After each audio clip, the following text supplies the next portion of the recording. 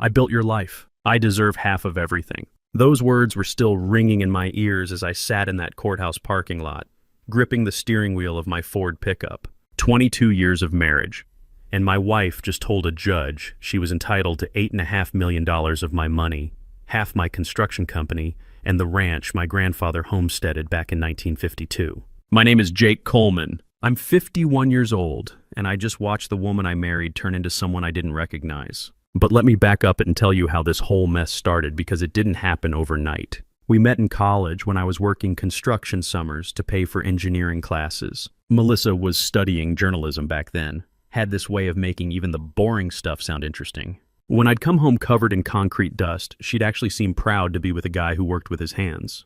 Said it was honest work, real work. That was 24 years ago. Different woman entirely. The warning signs started showing up about 8 months before that courthouse scene, on a Tuesday morning at the Riverside Shopping Center project in Cheyenne. I was standing there with my hard hat on, looking at a problem that was going to cost us time and money. The foundation crew had hit a layer of shale nobody expected to find. "Boss, what do you want us to do about this?" Jimmy Rodriguez, my lead excavator operator, was pointing at the rock face we'd just uncovered.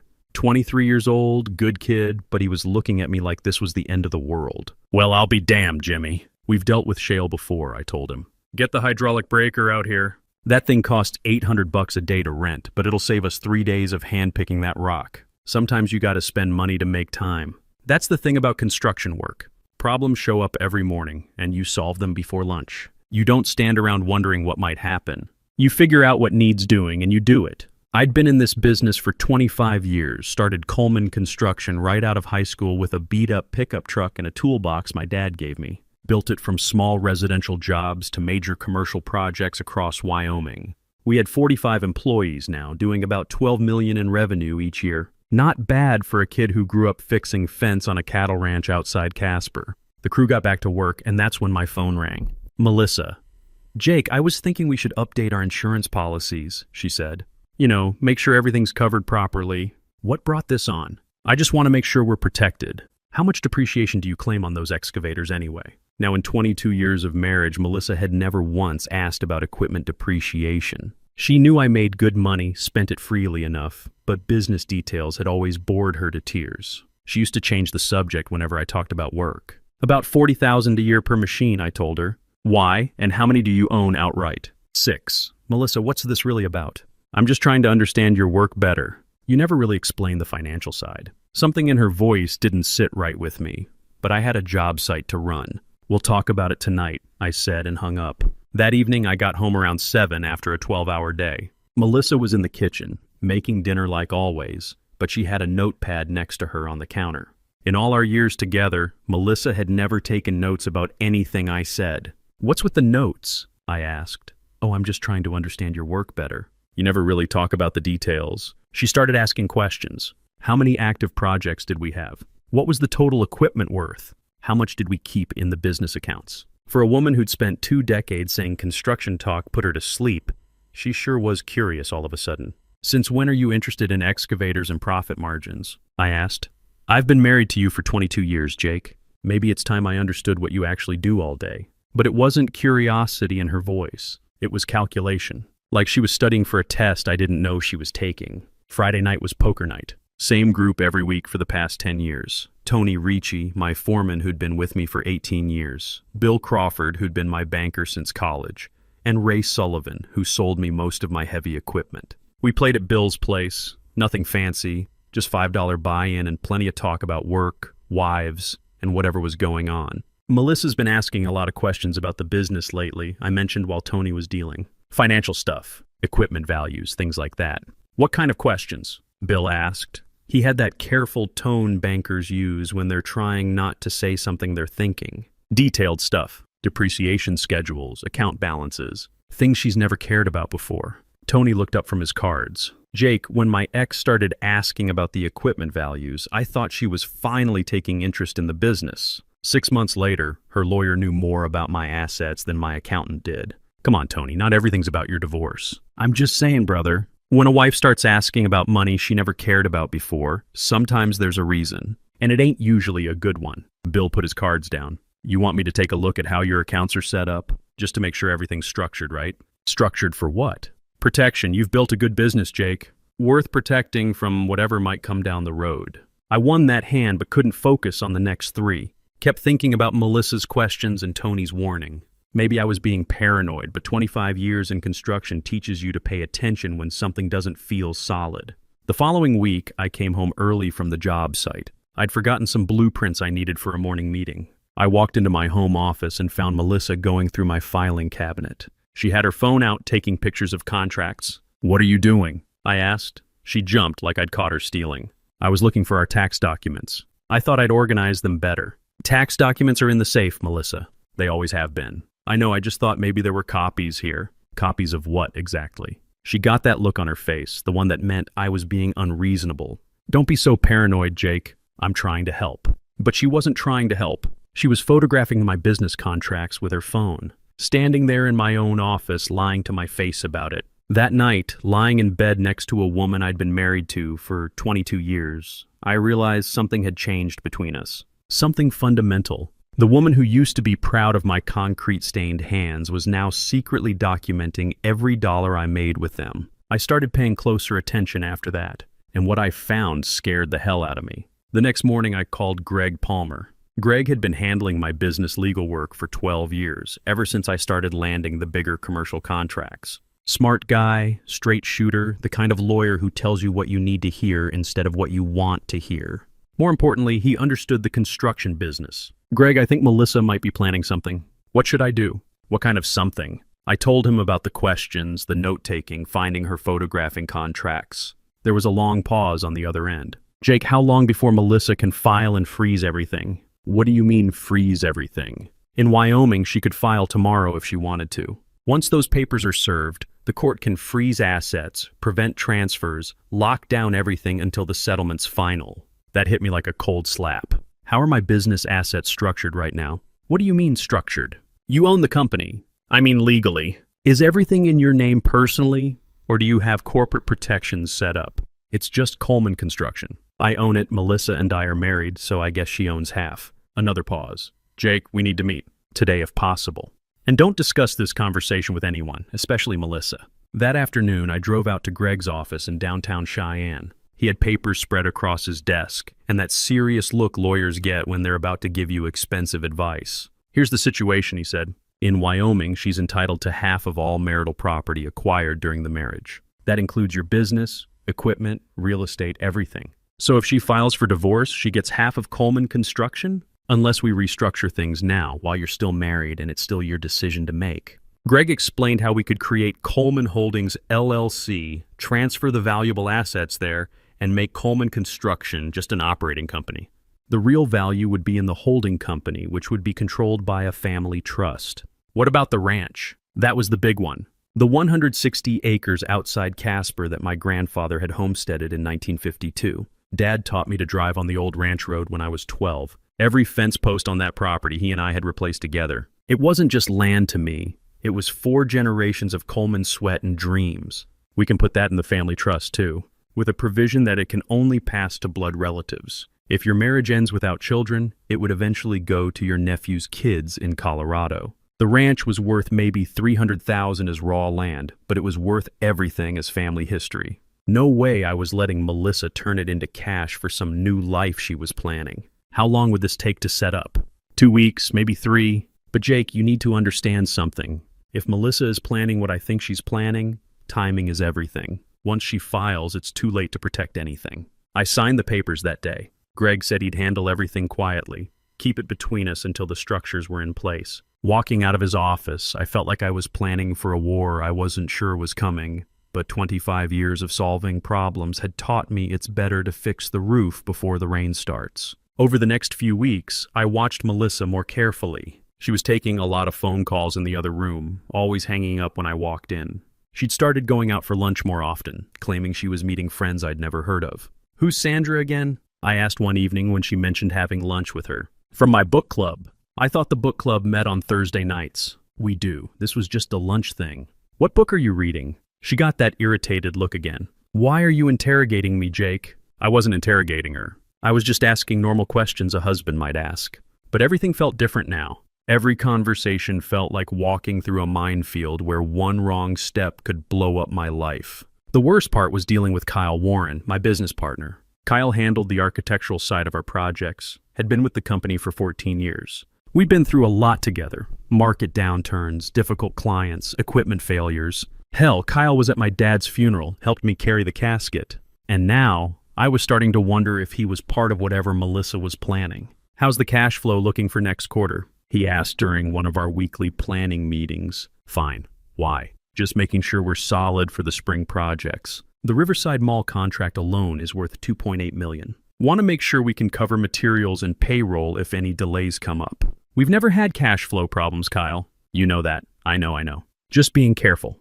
With interest rates going up, banks are getting tighter on construction loans." Kyle had access to most of our financial records as a partner, but he'd never been the type to worry about cash flow. That was my department. His job was to design buildings and make sure they didn't fall down. Then I noticed he'd been staying late more often, alone in the office when everyone else had gone home. One evening, I drove back to pick up some blueprints I'd forgotten and saw his truck still in the parking lot at 8:30. I used my key to get in through the back entrance and heard him on the phone in his office. "Yeah, the equipment valuations are all in the files I showed you," he was saying. "The real money's in the long-term contracts and the client relationships. Once we get the client list and the bonding capacity, we can undercut him on every future bid." I stood there listening, and my blood went cold. No, he doesn't suspect anything. Jake trusts everyone too much. Always has. That's his weakness. There was a pause, then Kyle laughed. "Don't worry about it. Once this is over, we'll have everything we need to start our own operation. Better than Coleman Construction ever was." I backed out of the building as quietly as I'd come in, drove home with my hands shaking on the steering wheel. Kyle Warren, my partner for 14 years, the man who'd helped carry my father's casket, was planning to steal my business. And from the sound of it, he wasn't working alone. When I got home, Melissa was in the living room watching television. Normal as could be. She asked how my day went, if I wanted some dinner, all the usual things. But now I was looking at her differently. Now I was wondering if Kyle had been talking to her. Now I understood why she'd been asking about client contracts and equipment values. That night, lying in bed next to a woman I'd been married to for 22 years, I realized I didn't know her at all anymore. I didn't know what she was planning or who she was planning it with. But I knew one thing for certain. Whatever was coming, I was going to be ready for it. The next morning, I called Greg Palmer again. "Those legal structures we discussed," I said. "How fast can you make them happen?" "I can have everything filed by Friday." "Why?" "Because I think we're running out of time." I needed to know exactly what I was dealing with, so I called Patricia Russo. Greg had recommended her, former police detective who'd gone private, specialized in financial fraud cases, the kind of person who could find out things you didn't want found. "Mr. Coleman, I'll need about 3 weeks to give you a complete picture," she told me during our first meeting. "But based on what you've described, I'd say you're smart to be asking questions." When spouses start building cases this carefully, they've usually been thinking about it a lot longer than you realize. While Patricia did her work, I kept my routine normal. Up at 5:30, coffee and the news, then off to whatever job site needed attention that day. But now I was paying attention to everything differently. Every phone call Melissa took in the other room, every time she left the house for one of her mysterious lunches, every question Kyle asked about the business. The hardest part was acting normal around Kyle. We'd been partners for 14 years. We used to go hunting every fall, talking about business plans while waiting for elk. He was at my dad's funeral, helped me carry the casket. And here he was, planning to steal everything my father had worked for. Some betrayals cut deeper because of the history behind them. 3 weeks later, Patricia called. "Mr. Coleman, can you meet me at my office this afternoon? We need to talk, and you're not going to like what I found." Her office was in a strip mall between a tax preparation place and a sandwich shop. Nothing fancy, just a desk, filing cabinets, and a computer. But the look on her face told me she'd found exactly what I'd hired her to find. "Your wife has been planning this divorce for 14 months, she said. "I found evidence of consultations with 3 different attorneys, 2 different private investigators, and a forensic accountant who specializes in business valuations." 14 months? The earliest consultation was in March of last year. "She's been building a case against you since before your father passed away." That hit me like a sledgehammer to the chest. My dad had died in January, and I'd spent months dealing with grief and settling his estate. While I was handling funeral arrangements and transferring the ranch into my name, Melissa had been planning to take it all away. The woman who'd held my hand at Dad's graveside was already calculating how to steal his legacy. "There's more," Patricia continued. "Your wife has been having an affair with Kyle Warren for 10 months. She slid a folder across the desk. Hotel receipts, restaurant bills, photographs of them together at places where they thought nobody would recognize them. Looking at that picture of them laughing over dinner at some restaurant in Laramie, I realized they weren't just planning to take my business. They were celebrating it. Kyle's been providing her with confidential business information. Financial statements, client contracts, equipment valuations, future project projections, everything she'd need to build a divorce case. Your wife photographed your business insurance policies. She knows exactly what equipment can be liquidated and what it's worth." I sat there staring at the photographs, my hand shaking so hard I couldn't hold the coffee cup steady. My wife and my business partner, planning my destruction while I was home thinking we were working through normal marriage problems. "I followed them to 3 different hotels over 2 months, Patricia said. Kyle always paid cash, but he used his credit card for the restaurants afterward. Sloppy. They're planning to start a competing business after the divorce is finalized. Your wife gets the money from the settlement. Kyle provides the architectural services and client relationships he's developed while working for you. Can we prove Kyle violated his partnership agreement?" "Absolutely. He's breached his fiduciary duty to the company by sharing confidential information with someone who intended to use it against Coleman Construction. That's grounds for immediate termination of the partnership." I drove out to the ranch that evening. Needed space to think, away from the house where Melissa might be listening to every word I said. The ranch had always been my refuge, the place where I could see problems clearly and figure out solutions. I sat on the porch of the old cabin my grandfather had built and looked out over pasture land that had been in my family for 70 years. 3 generations of Colemans had worked this land, built their lives here. My grandfather had cleared the original 40 acres by hand, using a team of horses and sheer determination. Dad had expanded it to 160, adding the cattle operation that kept us going through the lean construction years when I was starting out. Now my wife and business partner thought they could take it away and use it to fund their new life together. That's when I made my decision. I called Greg Palmer from the ranch. "Greg, they want to take everything.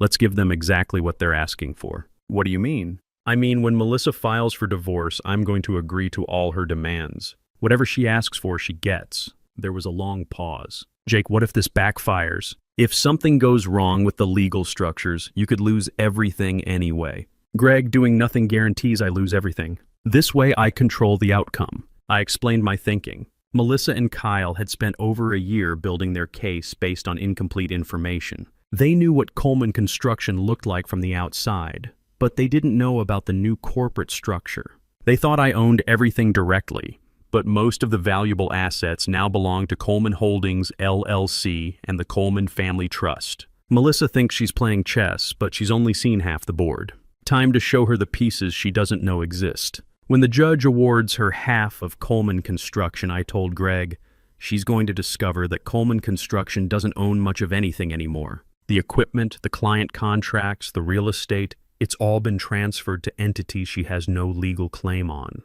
And the ranch, family trust, can only be inherited by blood relatives. I don't have the legal authority to give it to her even if I wanted to. That land stays Coleman land, period. Greg was quiet for a moment. "It's risky, Jake. These kinds of strategies can backfire if a judge thinks you're trying to hide assets. I'm not hiding anything. Every transfer was legal, documented, and done while we were still married. I'm just protecting family assets the way any smart businessman would." The next morning, the divorce papers were served at the job site. The process server showed up while I was in the trailer with Tony Ricci, going over the schedule for the next week. "Jake Coleman, that's me." He handed me the papers and walked away. Tony looked at me with concern. "Bad news, boss?" I opened the envelope and read Melissa's demands. $8.5 million, half of Coleman Construction, the ranch, and $12,000 a month in spousal support for 8 years. Every asset she knew about, calculated down to the dollar. "Nope," I told Tony. "This is exactly what I was expecting." Tony raised an eyebrow. "You want to talk about it?" "Not much to say. My wife thinks she's about to become a very rich woman." "And is she?" I folded the papers and put them in my desk drawer. "Tony, sometimes the best way to win a game is to let the other team think they're winning until it's too late for them to change strategy." "What's that supposed to mean?" "It means Melissa and Kyle have been planning this for over a year, but they've been planning to steal something that doesn't belong to me anymore.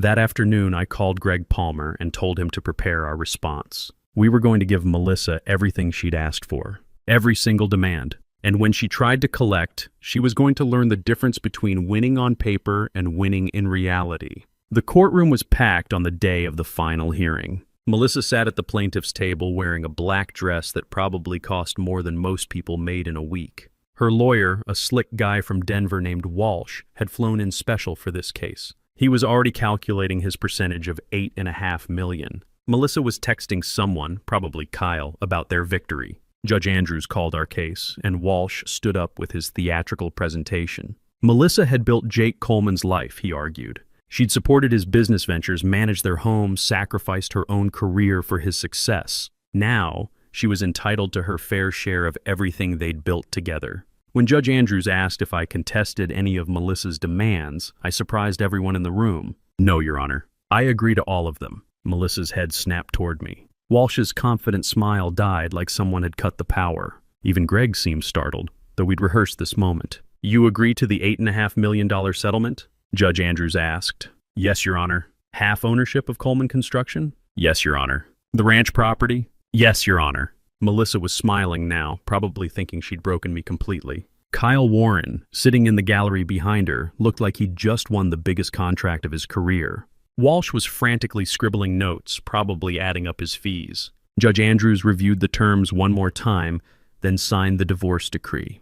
Mr. Coleman, you have 60 days to comply with the property transfers and financial settlements. That's when I reached into my briefcase and pulled out a manila folder. Your Honor, there's one additional document I'd like to submit for the record. I handed the folder to the bailiff, who passed it to Judge Andrews. Inside were the corporate structure documents for Coleman Holdings, the trust paperwork for the ranch, and Patricia's investigative report documenting everything Melissa and Kyle had been doing for the past 14 months. Judge Andrews read for several minutes while the courtroom stayed quiet. When I pulled out that manila folder, Walsh's confident demeanor evaporated completely. I watched Melissa's smile fade as the judge's expression changed. Mr. Coleman, the judge said finally, it appears the assets your wife has been awarded may not be accessible in the manner she anticipated. That's correct, Your Honor, but I'm prepared to honor the spirit of the settlement with a revised offer. I turned to face Melissa directly. $800,000 cash and you walk away from everything else. Take it or spend the next 5 years in court trying to break legal structures that can't be broken. Her face went white. Walsh requested an immediate recess to review the documents I'd submitted. When they came back 30 minutes later, Melissa looked like she'd aged 10 years. Your Honor, Walsh said, his voice barely steady, my client would like to accept Mr. Coleman's revised settlement offer. Judge Andrews looked at Melissa. Mrs. Coleman, do you understand you're accepting $800,000 instead of the $8.5 million previously awarded? Melissa's voice was barely a whisper. Yes, Your Honor. The papers were signed that afternoon. Kyle's buyout happened 3 days later. His partnership share in Coleman Construction came to $45,000 at book value. All those client relationships he thought he'd be taking with him stayed right where they belonged. Greg handled Kyle's transaction professionally, but I knew it destroyed their family relationship. Kyle packed up his office that weekend and left Wyoming. Word travels fast in the Wyoming construction business. No one would hire an architect who'd betrayed his own partner. He never came back. Melissa tried to contest the trust documents, but after 6 months and $60,000 in legal fees, her new lawyer advised her to give up. She took her money and moved to Colorado within the week. I heard later she tried to start that interior design business they'd been planning, but it failed within 6 months. Turns out stealing someone else's money doesn't automatically give you the skills to run a company. The negative publicity from the restraining order and divorce proceedings faded pretty quickly once people understood what had really happened. Clients came back, employees relaxed, and we landed the biggest contract in company history that fall, a new hospital complex in Casper. These days I spend more time at the ranch. Fixed up the old cabin my grandfather built, put in a new roof, and updated the plumbing while keeping the original logs and stone foundation. Friday evenings, I drive out there and sit on the porch, looking out over land that's been in my family for 70 years. Tony Ricci is running more of the day-to-day operations now. Good man, understands the business, earned the promotion. He's got the same work ethic I had at his age, the same respect from the crews. Bill Crawford helped me restructure the company finances so we're stronger than ever. Ray Sullivan still sells me equipment and beats me at poker most Friday nights. though he jokes that he's nervous about what other legal tricks I might have up my sleeve. I never remarried. Some betrayals teach you things about trust that change how you see relationships, but I built a good life anyway. The business is thriving, the ranch is exactly where it should be, and I learned something important about protecting what matters. Last month, my nephew brought his kids out to the ranch for a weekend. 8 and 10 years old, first time they'd been on a horse, first time they'd caught a trout in the creek that runs through the back 40. The 10-year-old asked me how long our family had owned the land. 70 years, I told him. Your great-great-grandfather homesteaded this place in 1952. Will it always be ours? As long as there are Colemans who want it, son. That's what family land means. Tony's oldest boy just graduated engineering school. Kid's got good instincts and a solid work ethic. He's been working summers with us since he was 16, knows the business from the ground up. Maybe Coleman Construction will skip a generation, but it won't skip the values. Looking back on everything that happened, I realized Melissa and Kyle made one crucial mistake. They thought success was something you could steal from someone else, that 25 years of hard work was just luck they deserved a piece of. They never understood that building something real takes more than wanting what someone else has. It takes getting up every morning and doing the work, solving the problems, earning the respect of people who matter. I learned the difference between being trusting and being foolish. Trust people, but verify their actions. And always protect what you can't afford to lose. If you're a man who's built something worth having, there's always someone figuring out how to take it. Your job is to be smarter than they are. Some people think the best revenge is getting even with folks who try to destroy you. I learned something different. The best revenge is simply refusing to be destroyed. When someone tries to take everything you've built and you're still standing when the dust settles, that's not just winning. That's proving something about who you are and what you're made of. That's worth more than all the money they tried to steal.